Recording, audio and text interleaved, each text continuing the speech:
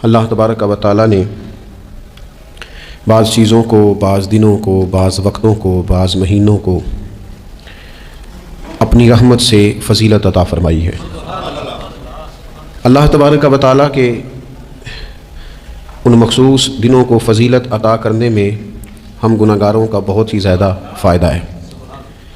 جب کچھ چیزیں فضیلت مآب ہو جاتی ہیں، ان کی عظمت بڑھ جاتی ہے، تو اللہ کے بندوں کو کم وقت میں زیادہ نفع کمانے کا موقع نصیب آتا ہے۔ نبی اکرم نور مجسم شفیع معظم صلی اللہ تعالیٰ علیہ وسلم کی امت کو اللہ تعالیٰ نے بہت ساری ایسی چیزیں اپنی رحمت سے دی ہیں کہ جن میں عمل تھوڑا ہے، اجر زیادہ ہے۔ اس کا نتیجہ یہ نکلتا ہے کہ انسان تھوڑے وقت میں، تھوڑے ٹائم میں، تھوڑی مصروفیت میں اپنے رب کریم کے بارگاہ سے زیادہ اجر کا مستحق ہو جاتا ہے۔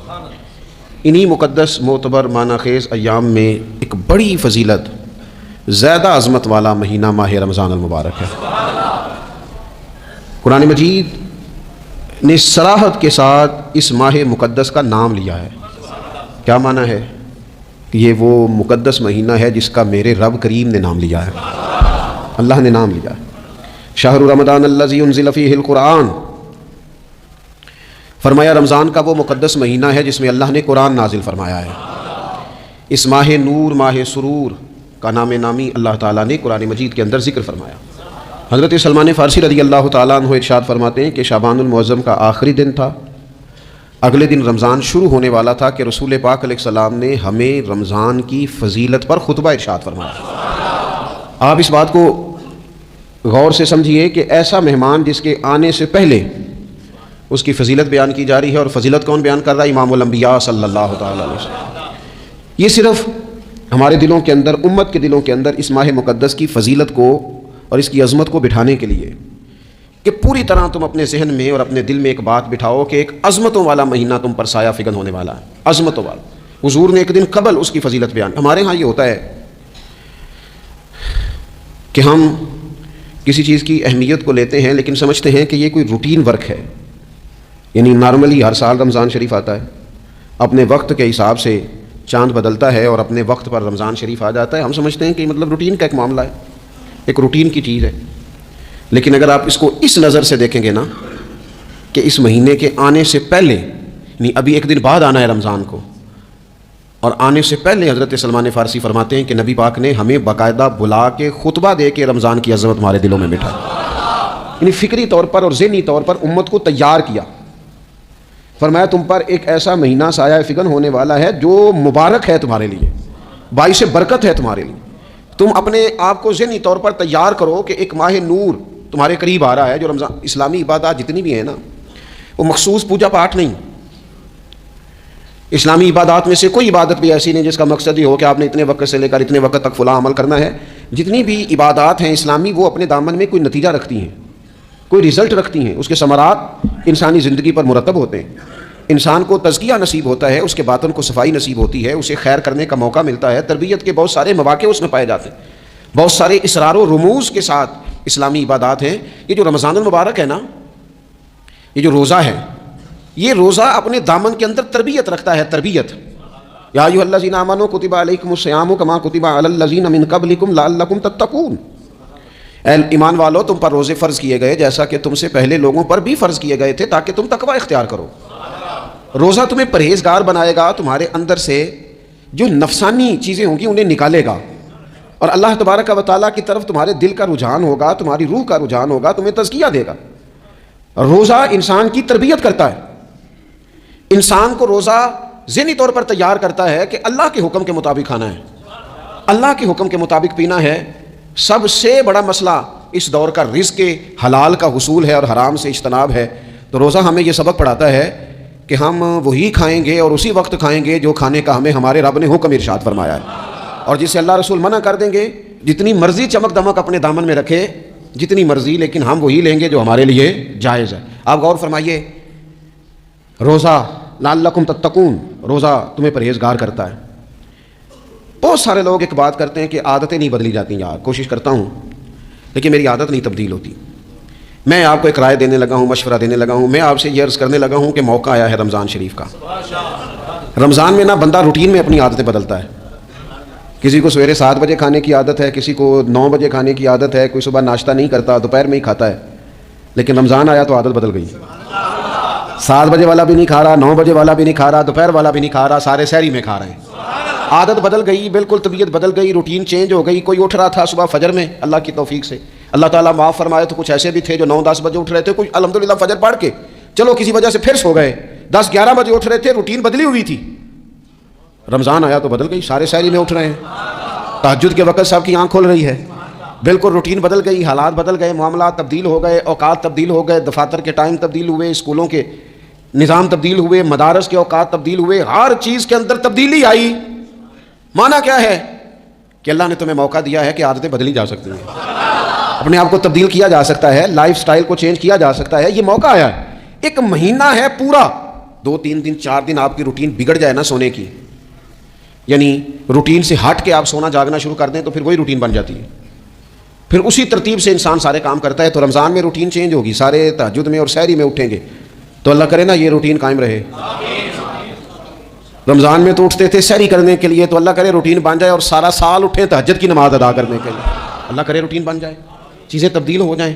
وہ لوگ جن کو ڈاکٹر کہہ رہے تھے کہ دوائی بھی کھانی ہے اور پرہیز بھی کرنا ہے، تو وہ کہہ رہے تھے جی دوائی کھانا تو آسان ہے، پرہیز کرنا مشکل ہے. تو بدلنے لگی ہے نا روٹین، آ گیا نا رمضان، پرہیز کا ٹائم شروع ہو گیا. لہذا بہترین فائدہ یہ ہوگا کہ رمضان میں پرہیز ہوگی.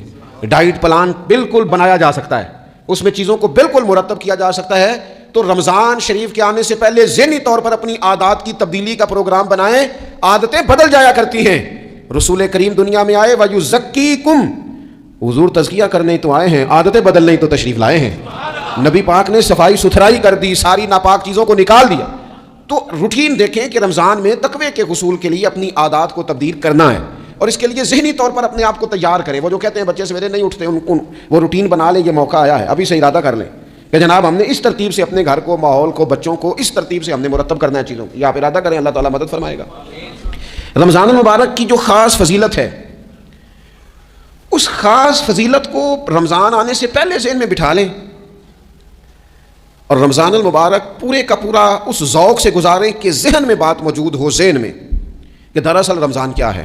اللہ کے پیارے رسول صلی اللہ تعالیٰ علیہ وسلم نے فرمایا، اے لوگو تم پر ایک عظیم المرتبت مہینہ سایہ فکن ہو رہا ہے. حضور فرماتے ہیں شہر مبارک، فرمایا یہ بڑا برکت والا مہینہ ہے، یہ برکتیں لے کے آیا ہے، یہ رحمتیں لے کے آیا ہے، یہ اپنے ساتھ عنایات لے کے آیا. اور نبی اکرم صلی اللہ تعالیٰ علیہ وآلہ وسلم نے فرمایا جو بندہ بھی قرب الہی کی نیت سے رمضان میں نیکی کا طلبگار ہوگا، فرمایا وہ اگر نفل نیکی کرے گا نا تو اللہ تعالیٰ اسے فرض کے برابر ثواب عطا فرمائے گا. اور حضور علیہ الصلوۃ والسلام فرماتے ہیں جو اس مہینے میں ایک فرض ادا کرے گا اللہ 70 فرضوں کے برابر اجر عطا کرے گا. اپنے ذہن میں ایک بات بٹھائی جائے، ذہن میں یہ بات بٹھائی جائے کہ یہ نا برکت والا مہینہ ہے، اس میں میرا ثواب بڑا ضربوں کے ساتھ آگے بڑھے گا. ایک ذہن بنایا جائے اور پھر ثواب اکٹھا کرنا شروع کر دیا جائے. پھر وہ ترتیب بنا لی جائے، کاروباری نہیں، روحانی ترتیب، کاروباری نہیں، یعنی نئے سے نئے اسٹال نہ تیار کیے جائیں. مہنگائی کیسے کرنی ہے اور کس طرح کر کے کن چیزوں کی آج کل مانگ ہوگی، کس ترتیب سے سودا پہلے ہی خریدنا ہے، مہنگا کیسے کرنا ہے، اللہ معاف کرے مصنوعی قلت کیسے پیدا کرنی ہے، کمائی کیسے کرنی ہے. رمضان کے اندر جناب لوگ ساری ترتیب لگا کے، ساری. میرے ایک دوست ہیں میڈیکل کے شعبے سے وابستہ ہیں، تو مجھے کہنے لگے کہ ڈاکٹر بھی اپنی روٹین بدلتے ہیں اور معدے والی ساری دوائیاں بھی اکٹھی کر لیتے ہیں کیونکہ رمضان آنے والا ہے، یہ زیادہ لوگ استعمال کریں گے. وہ ماحول نہ پیدا کریں کہ ہر چیز دنیا داری ہو جائے، ہر چیز دنیا داری نہیں، ہر چیز کو ایک نیا روپ دے دیا جائے اور نیا سے نیا مال کمانے کا سلیقہ بنایا جائے. میں اکثر کہا کرتا ہوں کہ رمضان تو اس لیے تھا نا کہ اس میں کم کھانا ہے، تھوڑا کھانا ہے.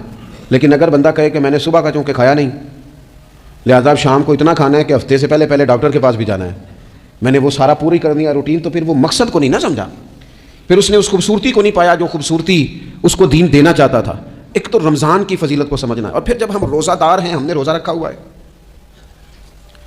تو نبی پاک علیہ السلام نے خود اس مفہوم کو کھول کے بیان کیا. فرمایا جس بندے نے جھوٹ نہیں چھوڑا، گناہ نہیں چھوڑا، گویا غیبت نہیں چھوڑی، بدی نہیں چھوڑی، تو اللہ کے محبوب علیہ الصلوۃ والسلام فرماتے ہیں پھر اللہ تعالیٰ کو اس کے بھوکا پیاسا رہنے کی تو کوئی ضرورت نہیں، کیونکہ لعلکم تتقون، تقوی اختیار کرنا تو روزے کا مقصد تھا. اور اگر اس نے وہ بات کو سمجھا ہی نہیں، استاد کے لیے صرف استاد ہو جانا ہی ضروری نہیں، اس کو پھر اپنے منصب کا لحاظ کرنا بھی ضروری ہے کہ میں استاد ہوں. والد کا صرف والد ہو جانا ہی کمال نہیں، اس کو پھر اس منصب کے تقاضوں کو بھی سمجھنا چاہیے کہ میں ایک باپ ہوں۔ اب میں روٹین میں وہ آزاد نہیں ہوں کہ جہاں میرا جی چاہے گا جاؤں گا، جہاں میری طبیعت چاہے گی میں کھاؤں گا، جہاں میرا دل کرے گا میں وہ کام کروں گا۔ اب آپ سرپرست ہیں، سربراہ ہیں۔ انسان دیکھیں نا، ایک شخص ہے وہ عالم ہے، اب علم پڑھ لینا صرف کمال نہیں، وہ اپنے منصب کو بھی تو سمجھے نا، اس منصب کے وقار کو، اس کے لحاظ کو بھی تو سمجھے نا۔ ایک آدمی اگر عمر رسیدہ ہے، بڑا ہے، بزرگ ہے، اور وہ چاہتا ہے کہ میری بزرگی کی وجہ سے میرا اکرام کیا جائے، تو اسے اپنے منصب کا بھی لحاظ کرنا پڑے گا۔ اس کو حضرت سعدی فرمایا کرتے تھے، میں نے 18 سال کے بزرگ دیکھے اور میں نے 75 سال کے بچے دیکھے۔ حضور کیا مطلب؟ فرمانے لگے عمر ہو گئی لیکن اپنے منصب کا خیال نہ کیا، عادات بچوں والی رہی۔ اور فرماتے میں نے ایسے لوگ دیکھے جن کو شروع وقت میں ہی اللہ والوں کی صحبت نصیب آئی، تو وہ جو بزرگی ہے وہ پھر عمر کی وجہ سے نہیں ملی، وہ اللہ نے علم اور عمل کی وجہ سے عطا فرما دی۔ تو اپنے منصب کا لحاظ کرنا کہ میرا یہ منصب ہے۔ اسی طرح جب ہم نے روزہ رکھا ہوا ہوگا نا، تو پھر ہم نے اس منصب کا بھی لحاظ کرنا ہے کہ میں روزے دار ہوں۔ پھر خالی بھوکے پیاسا نہیں رہنا۔ رسول پاک صلی اللہ تعالیٰ علیہ وآلہ وسلم نے پتہ ہے روزے دار کی فضیلت کیا بیان فرمائی؟ اللہ کے محبوب صلی اللہ تعالیٰ علیہ وسلم فرماتے ہیں کہ رب فرماتا ہے ابن آدم کا ہر عمل اس کے لیے ہے، روزہ میرے لیے، اور فرمایا میں خود جزا دوں گا روزے کی، میں خود جزا دوں گا روزے کی۔ اور حضور فرماتے ہیں روزہ ڈھال ہے، جو شخص روزہ دار ہو وہ بےہودگی سے، فحش گوئی سے اجتناب کرے۔ اور اللہ کے محبوب صلی اللہ تعالیٰ علیہ وسلم فرماتے ہیں اگر کوئی شخص اسے گالی دے، اگر کوئی شخص اس سے جھگڑا کرنا چاہے تو پتہ کیا جواب دے؟ اسے کہے بھائی میں روزے دار ہوں، میرے منصب کا تقاضا نہیں کہ میں تیرے ساتھ الجھوں۔ اور رسول پاک صلی اللہ علیہ وسلم فرمانے لگے اوہو اتنی بڑی بات۔ حضور فرمانے لگے، یہ صحیح مسلم کے لفظ ہیں، کریم محبوب فرمانے لگے مجھے اس رب کی عزت کی قسم جس کے قبضے میں محمد عربی صلی اللہ علیہ وسلم کی جان ہے۔ حضور فرماتے ہیں روزہ دار کے منہ کی خوشبو اللہ تعالیٰ کے نزدیک قیامت کے دن مشک کی خوشبو سے بھی زیادہ وقت والی ہوگی۔ اس کے منہ سے جو خوشبو آتی ہے قیامت میں مشک پیچھے رہ جائے گا، اور رب کی بارگاہ میں صرف روزہ دار کے منہ سے۔ اگر تیرے منہ کی خوشبو رب کو اتنی پسند ہے تو تجھے بھی تو اپنے منصب کا خیال ہونا چاہیے کہ میں نے روزہ رکھا ہوا ہے، میں روزہ دار ہوں۔ اور میرے نبی پاک علیہ السلام کے یہ دو لفظ ہیں نا، وہ صوفیاء ہیں نا، اللہ کے نیک بندے جو ساری زندگی تڑپتے رہے کہ کبھی اے حقیقت منتظر نظر آنا لباس مجاز میں، کبھی مالک ایک دفعہ کبھی تیرا جلوہ ملے، کبھی اے حقیقت منتظر نظر آنا لباس مجاز میں، لاکھوں سجدے تڑپ رہے ہیں میری جبین نیاز میں۔ اور جو ساری زندگی کہتے رہے کہ ہم تو عمر دراز مانگ کے لائے تھے 4 دن، 2 آرزو میں کٹ گئے، 2 انتظار میں، یہ دیکھو انہیں انعام ملنے لگا ہے۔ جو اس کی راہ کے سوالی تھے، جو اس کے رستے کے مسافر تھے، جو اسے پانا چاہتے تھے، جو اس کی دید کرنا چاہتے تھے، جو اسے ملنا چاہتے تھے، میرے رسول پاک علیہ السلام نے فرمایا روزہ دار کو 2 خوشیاں ملیں گی۔ ایک خوشی اس وقت ملتی ہے جب وہ افطار کرتا ہے، اور فرمایا ایک خوشی اس وقت ملے گی جب وہ اپنے رب سے ملاقات کرے گا، جب وہ اس سے ملے گا تو اس وقت روزہ دار کو خوشی ہوگی۔ میرے دوستو خوشی تو جو ہوگی سو ہوگی، لیکن یہ لفظ بڑے حسین نہیں کہ روزہ دار کی رب سے ملاقات ہوگی، یہی لفظ بڑے باکمال نہیں۔ ایک روایت میں تو یہ ہے نا کہ روزہ میرے لیے ہے میں اس کی جزا دوں گا، اور ایک روایت میں یہ ہے کہ روزہ میرے لیے ہے اور رب فرماتا ہے میں خود روزے کی جزا ہوں، یعنی باقی نیکیوں پر ثواب ملے گا، روزہ رکھنے والے کو رب رحمان ملے گا۔ نبی اکرم صلی اللہ تعالیٰ علیہ وسلم کے امت کے صوفیاء نے نا کچھ چیزوں کو بڑا کھولا ہے۔ عارف رومی کہتے ہیں کہ ایک دن نا محمود غزنوی نے خزانوں کے دروازے کھول دیے اور فرمایا بھائی میں نے آج ہر چیز کھول دی ہے، جو جس چیز پہ ہاتھ رکھے گا وہ اسی کی ہو جائے گی۔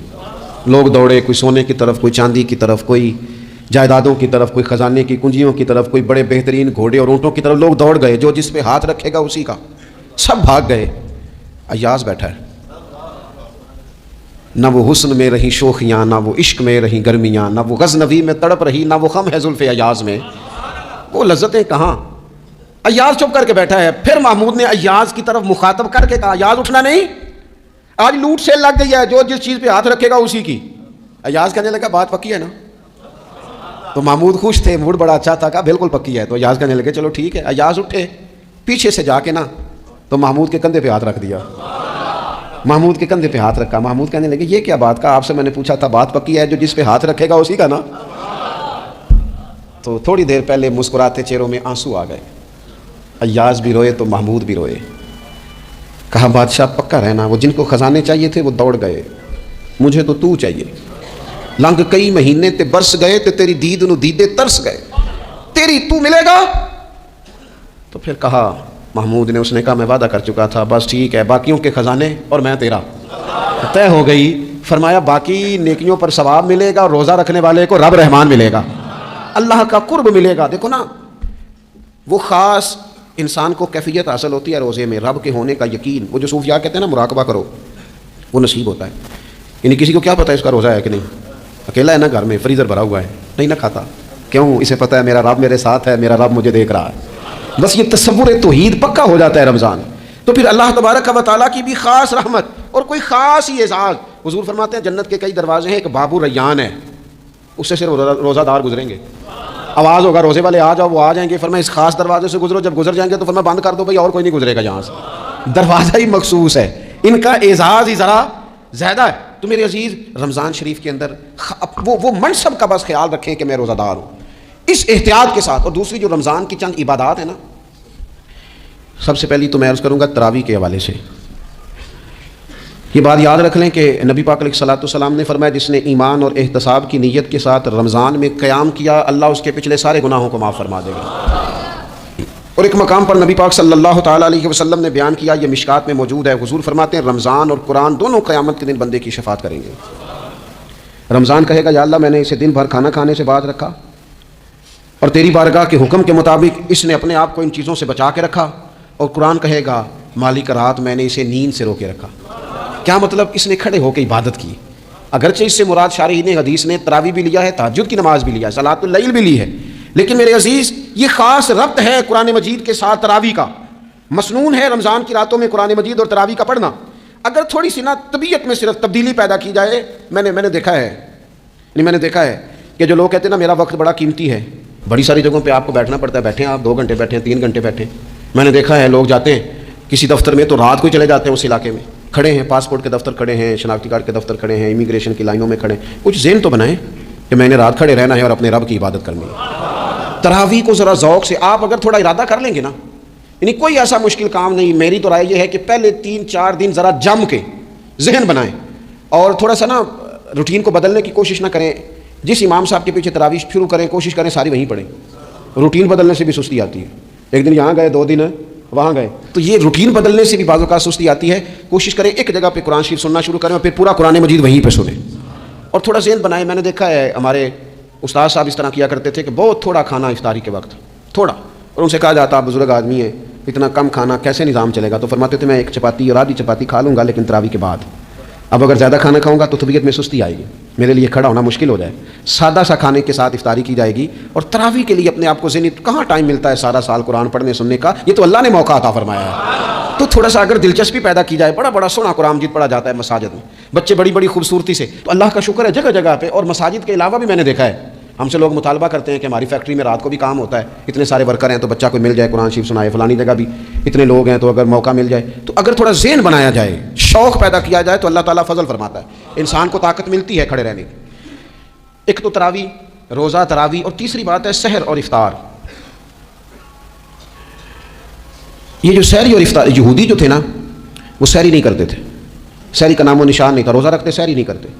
تو نبی پاک صلی اللہ تعالیٰ علیہ وسلم نے فرمایا ہمارے اور یہودیوں کے درمیان فرق ہی سحری کا ہے، اور نبی پاک صلی اللہ تعالیٰ علیہ وآلہ وسلم نے فرمایا سحری کھایا کرو، سحری کھانے میں برکت ہے۔ اور اگلی بات سننی آپ نے تو خوش ہو جانا ہے، سحری کو معمولی نہ سمجھے، سحری کرنا عبادت ہے۔ ہاں آپ مت سمجھیں کہ میں روٹی کھا رہا ہوں، یہ تو میرے سامنے دہی رکھا ہوا ہے، یہ تو سالن رکھا ہوا ہے، یہ تو اچار رکھا ہے، تو چپاتیاں رکھی ہیں۔ سحری کھانا عبادت ہے۔ آپ صبح اٹھے، آپ کی تو روٹین ہی اور تھی، تو 7 بجے کھاتے تھے، 9 بجے کھاتے تھے۔ یہ جو آپ صبح کھا رہے ہیں اٹھ کے سحری میں، اپنی مرضی سے تھوڑی کھا رہے ہیں، یہ تو کسی کے کہنے سے کھا رہے ہیں، یہ تو کسی کے بٹھائے بیٹھے ہیں۔ یہ جو سحری کا لنگر ہے یہ رب رسول کی رحمت کے ساتھ عطا ہوتا ہے، یہ کرم ہے، یہ اللہ رسول کے بٹھائے بیٹھے۔ کیا میرے رسول پاک صلی اللہ تعالیٰ علیہ وآلہ وسلم نے بات کھول لی ہے، ترغیب و ترہیب میں حدیث ہے، اللہ کرے یہ کبھی چسکا لگ جائے، یہ والا مزہ آ جائے، تو پھر تو گھر میں دسترخوان نہیں بچھا ہوا ہوگا، پھر تو رنگ ہی کوئی اور ہوگا۔ حضور فرماتے ہیں اللہ تعالیٰ اور اس کے فرشتے سحری کھانے والوں پر رحمتوں کا نزول فرماتے ہیں۔ کھائی روٹی جا رہی ہے، پکا ہوا کھانا ہے، لیکن حضور فرماتے ہیں رب بھی رحمتیں فرما رہا ہے اور اللہ کے حکم سے فرشتے بھی رحمتوں کا نزول کر رہے ہیں سحری کھانے والوں پر۔ تو خوب توجہ سے، ذوق سے، شوق سے۔ اور پھر جو افطار کا معاملہ ہے، حضور فرماتے ہیں جب روزہ کھولنے والا روزہ کھولتا ہے تو جو دعا مانگتا ہے رب قبول فرما لیتا ہے. یعنی افطار کا وقت ایسا ٹائم ہے جو دعاؤں کی قبولیت کا وقت ہے. افطار کرنا بھی ہے، کرانا بھی ہے. مہنگائی ذرا عروج پہ چلی گئی ہے. میں بار بار کہتا ہوں، مجھ سے نا لوگ دعا کے لیے مجھے کہتے کہتے اپنے کئی دکھ بتا دیتے ہیں. تھوڑا سا نا افطاریاں مہربانی فرمائیے گا سیاسی نہ کیجیے گا. وہ جن سے مال لیتے ہیں، وہ جن کو مال دیتے ہیں، وہ جن سے ووٹ لینے ہیں، وہ جنہوں نے ووٹ لینے ہیں، اس بنیاد پر سحر افطار کے بندوبست نہ کریں رضائے الہی کے لیے. میرے محبوب فرماتے ہیں جس نے رب کی رضا کے لیے کسی کو افطار کرایا، جتنا ثواب اللہ روزہ رکھنے والے کو دے گا اتنا افطار کرانے والے کو بھی عطا کرے. اور ایک حدیث تو آپ پڑھیں گے تو جھوم جائیں گے، سنیں گے تو خوش ہو جائیں گے. المعجم الکبیر میں موجود ہے. نبی پاک علیہ السلام فرماتے ہیں جس نے حلال کھانے اور حلال پانی سے کسی کا روزہ افطار کرایا نا، ذرا دیکھنا غریبوں کے گھروں کو جھانکنا، ذرا اپنے عزیزوں میں ایک نظر دوڑا لینا، ذرا رمضان کی نیت کر کے رمضان سے پہلے ہی غرباء تک راشن پہنچا دینا، ان کی فکر دور ہو جائے. وہ پہلی شام ہی اپنے بچوں کے ساتھ آسودہ حال ہو کے بیٹھیں. دیکھ لینا یہ نہ ہو کہ ایک بھائی کھول کے کھا رہا ہو اور دوسرے کے بچے منتظر ہوں کہ آج سحر افطار میں کیا کرنا ہے.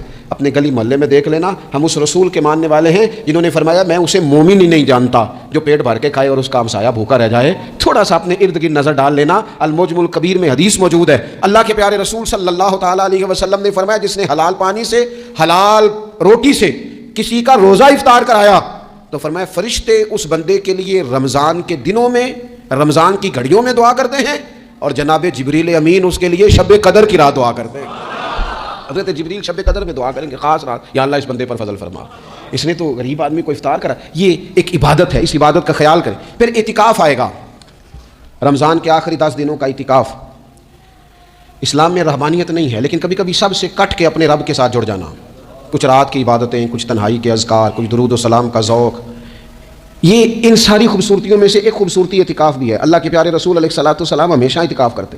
اور حضرت عطا بن رباح رضی اللہ تعالیٰ عنہ کیسی خوبصورت بات ارشاد فرماتے ہیں معتکف تو اس آدمی کی طرح ہے جیسے کسی بندے کو کسی کے ساتھ کوئی کام پڑ جائے نا تو وہ جا کے اس کے دروازے پر بیٹھ جاتا ہے کہ جب تک میرا کام ہوگا نہیں میں جاؤں گا نہیں. فرماتے ہیں یہ اعتکاف والا بھی آ کے رب کریم کے گھر بیٹھ گیا ہے کہ جب تک تو معاف نہیں کرے گا میں جاؤں گا نہیں، جب تک تو بخشش نہیں کرے گا میں اس دروازے سے ہٹوں گا نہیں. حضرت ابن عباس رضی اللہ تعالیٰ عنہ نبی پاک علیہ السلام کے روضہ انور کی طرف اشارہ کر کے کہا کرتے تھے زیادہ دیر نہیں ہوئی، اشارہ کر کے کہتے تھے زیادہ دیر نہیں ہوئی، اس روضہ مبارک میں آرام فرما. رسول رحمت علیہ السلام سے میں نے اپنے کانوں سے سنا ہے، اور جب یہ بات ارشاد فرماتے تھے تو روتے بھی تھے. فرماتے ہیں میں نے خود نبی پاک علیہ الصلوۃ والسلام سے سنا ہے کہ جو شخص اللہ تعالیٰ کی رضا کے لیے ایک دن کا بھی اعتکاف کرے گا نا، اللہ تبارک و تعالیٰ اس کے اور جہنم کے درمیان 3 خندقوں کی آڑ بنا دے گا. اور فرمایا ان کی مسافت زمین و آسمان سے بھی زیادہ ہوگی. یہ 3 خندقیں اتنی بڑی جن کی چوڑائی زمین آسمان سے بھی زیادہ ہوگی. ایک دن اعتکاف کر لے تو اللہ اس بندے کو دوزخ سے اتنا دور فرما دے گا. بہت سارے لوگ ہیں جن کو بڑا ٹائم ملتا ہے چھٹیاں گزارنے کے لیے، کبھی کسی سیاحتی مقام پر، کبھی کسی سیاحتی مقام پر، خرچہ بھی مل جاتا ہے، کام بھی ہو جاتا ہے، سارے سلسلے بن جاتے ہیں، بڑی بڑی جگہوں پہ لوگ جا کے ٹائم گزارتے ہیں. تو ایسا نہ ہو کہ 10 دن اللہ کے گھر میں بھی گزارے جائیں. علماء نے لکھا ہے کہ کوشش تو کریں ہر سال اعتکاف ہو، نہ ہو سکے تو چلو چند سالوں کے بعد ہو جائے. اور فرماتے ہیں کہ زندگی میں ایک دفعہ تو اس سنت کو ضرور ادا کرنا چاہیے. کوئی بندہ ایسا نہ ہو جو محروم رہ جائے، زندگی میں ایک بار صحیح پر اعتکاف کے ساتھ اپنے آپ کو وابستہ ضرور کرے. رمضان المبارک کے اندر آخری اشرا شب قدر کی تلاش کا اشرا ہے.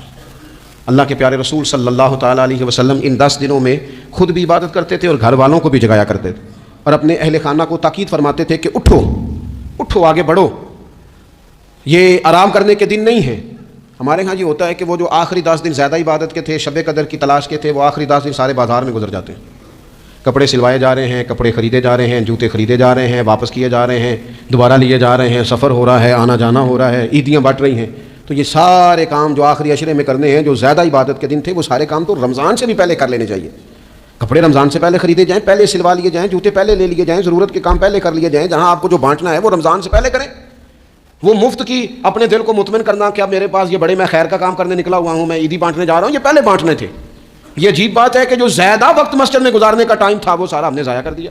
وہ ادھر ادھر بازاروں کی نظر ہو گیا، میل ملاپ کی نظر ہو گیا.